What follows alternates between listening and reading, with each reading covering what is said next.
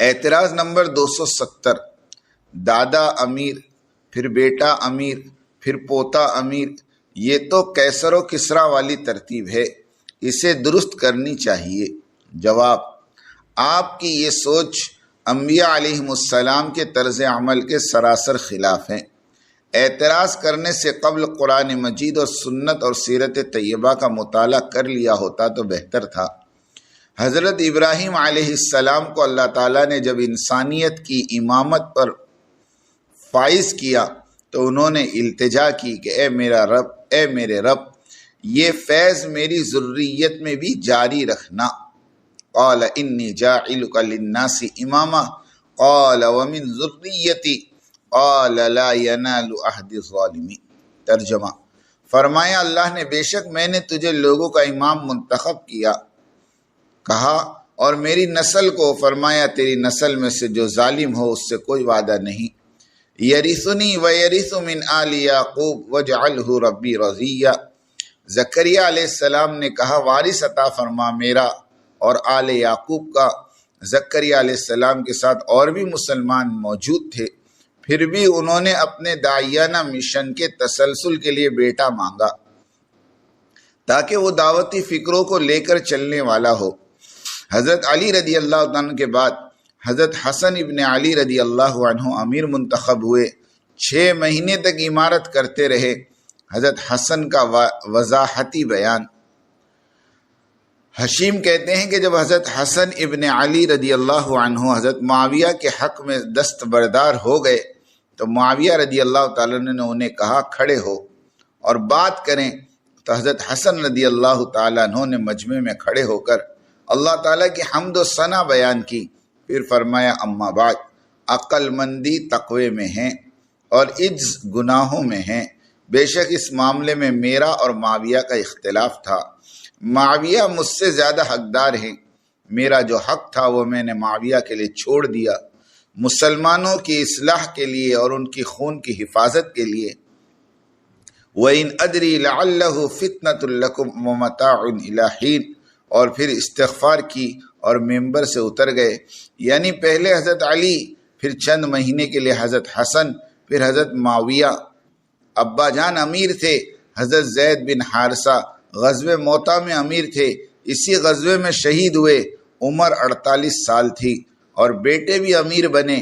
حضور کے وصال سے چند مہینے پہلے حضرت اسامہ ابن زید سے ایک بڑی غلطی بھی ہوئی تھی۔ غزوے کے دوران ایک کافر کو کلمہ پڑھنے کے باوجود آپ نے قتل کر دیا تھا۔ حضور کو اطلاع ملی، اتنے ناراض ہوئے کہ اسامہ کے لیے غم سے زندگی دشوار ہو گئی۔ کہتے تھے کاش میں آج ہی مسلمان ہوا ہوتا تو اتنے بڑے گناہ سے بچ جاتا۔ حضرت اسامہ نے حضور صلی اللہ علیہ وسلم سے اپنے قتل والے عمل پر رجوع کیا اور رسول اللہ صلی اللہ علیہ وسلم نے حضرت اسامہ کی رجوع کو قبول فرمایا۔ مولانا سعد صاحب نے بھی دارالعلوم کے مفتیان کرام سے رجوع کیا، لیکن ان کے رجوع کو قبول نہیں کیا گیا۔ البتہ یہ کہا گیا کہ مولانا سعد صاحب پر ہمیں اعتبار نہیں۔ بغض سعد میں یہاں تک آگے چلے گئے کہ مولانا طاہر گیاوی صاحب رحمۃ اللہ علیہ نے تو یہاں تک فرما دیا کہ حضور صلی اللہ علیہ وسلم کو حضرت اسامہ پر اعتماد اور اعتبار نہیں کرنا چاہیے تھا، مگر مرحوم نہیں جانتے تھے کہ وہ دارالعلوم کی فتویٰ کمیٹی نہیں تھی، بلکہ دربار رسالت مآب ہے، اور دربار رسالت کی شان ہی کچھ اور ہے کہ وہاں تو خطاؤں پر عطائیں کی جاتی ہیں۔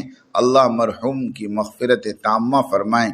اس واقعے کے بعد جب دوسری مرتبہ غزوے پر جماعت بھیجی تو وہی حضرت اسامہ کو سپاہی کی حیثیت سے نہیں بلکہ لشکر کے امیر کی حیثیت سے غزوے میں بھیجا، اور مامورین وہ عطا ہوئے کہ جنہیں فرش ہی پر اصحاب الجنہ کا لقب سے نواز دیا گیا تھا، یعنی اس جماعت میں کبار صحابہ اور عشر مبشرہ والے بزرگ بھی شامل تھے۔ حضرت اسامہ اس سے پہلے بھی امیر بنائے گئے تھے، مگر چھوٹی چھوٹی جنگوں کے جن میں اتنے بڑے بڑے صحابہ نہیں ہوا کرتے تھے۔ حضرت سلمہ ابن اقویٰ رضی اللہ تعالیٰ عنہ فرماتے ہیں میں 7 جنگوں میں رسول اللہ صلی اللہ علیہ وسلم کے ساتھ شریک ہوا اور 9 ایسی جنگوں میں شریک ہوا جن میں رسول اللہ صلی اللہ علیہ وسلم نہیں تھے، اس لیے امیر کبھی ابو بکر ہوتے اور کبھی اسامہ ابن زید۔ اعتراض کرنے والوں کا یہ کہنا کہ باپ کی گدی بیٹے نے لے لی غلط نہیں ہے۔ حضرت اسامہ کے مذکورہ بالا واقعے میں اس اعتراض کی تائید اور سند موجود ہے۔ فائدہ، باپ کی آن بان کو قائم رکھنے والا بیٹے سے بڑھ کر اور کون ہو سکتا ہے؟ ویسے حضرت زید تو حضور صلی اللہ علیہ وسلم کے منہ بولے بیٹے ہی تو تھے، اور اسامہ بیٹے کے بیٹے۔ جب مسند فقر پہ بیٹھ گئے، شاہی کی تمنا کون کرے؟ جب مالک کونین ہو اپنا، کونین کی پرواہ کون کرے؟ اللہ ان حقیر کوششوں کو قبول فرمائے اور انسانیت کی عمومی ہدایت کے فیصلے فرمائے۔ آمین آمین آمین۔ وآخر دعوانا ان الحمدللہ رب العالمین۔ میرے لفظوں کے دریا میں سنبھل کر تم سفر کرنا، سفینے اس میں جو اترے وہ ساحل کو نہ پائے۔ میری بات توجہ سننی پڑے گی، بہت توجہ سننی پڑے گی۔ تم بات کو غلط مطلب نکالو گے اپنی ذہن سے، اور میرے ذہن میں جو مطلب ہے اس پہ غور نہیں کرو گے۔ یہ بڑی مصیبت ہے زمانے میں۔ بجائے جو میں چاہتا ہوں اس طرف توجہ کرنے کے، اپنے دماغ میں جو کچھ لیے بیٹھے ہو اس کو غلط رخ پر لے جاؤ گے۔ سنو غور سے۔ بات کو سمجھنے کے لیے سب سے پہلے آدمی اپنے ذہن کو اور اپنے برتن کو اعتراض اور تردد اور اشکال سے خالی کرے، اس لیے کہ اگر کسی بات کو بھی مفہوم مخالف اور کسی بات کو بھی کسی دوسرے عمل کی تردید یا اس کی تنقیص یا اس کی افادیت کو کم سمجھنے کے سوء ظن کے ساتھ سنا گیا، نفع کی باتوں سے نقصان ہونا یقینی ہے۔ اس لیے سب سے پہلے ہم اس کی نیت کریں، پوری بات سنیں گے، آگے پوری بات نقل کریں گے۔ آدھی سننا یہ بھی دین دعوت کے لیے ناقص، اور آدھی بات کا نقل کرنا یہ تو بڑے فساد کا ذریعہ ہے۔ اس لیے بہت توجہ کے ساتھ بات سننی ہے۔